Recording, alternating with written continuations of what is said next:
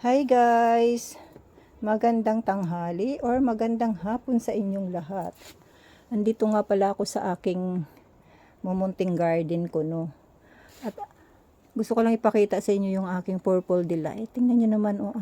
Ang kakapal niya, ang bigat-bigat niya na. Tingnan mo yung mga dahon niya. Oh, ang kakapal ng dahon. O, diba? Ayan siya. So, ayan yung pinakatuktok niya.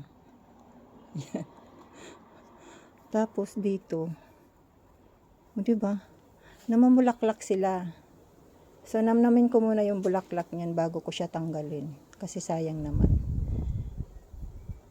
Pero kailangan din natin tong tanggalin kasi alam niyo kung bakit, guys. Pag hindi tinanggal yan, magdadry yung mga dahon yan kasi kakainin niya yung parang sisip-sipin niya yung tubig ng mga dahon ng succulent natin.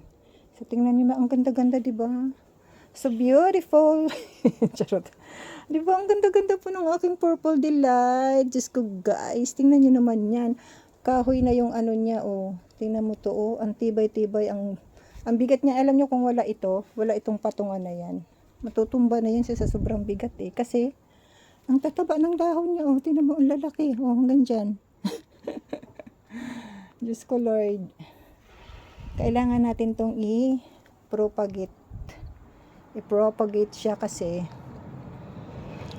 sobrang lush na niya, lush na siya ba, lush sobrang kapal na kasi niya. So yun lang guys, wala lang, gusto ko lang pakita sa inyo yung aking mga alagang halaman.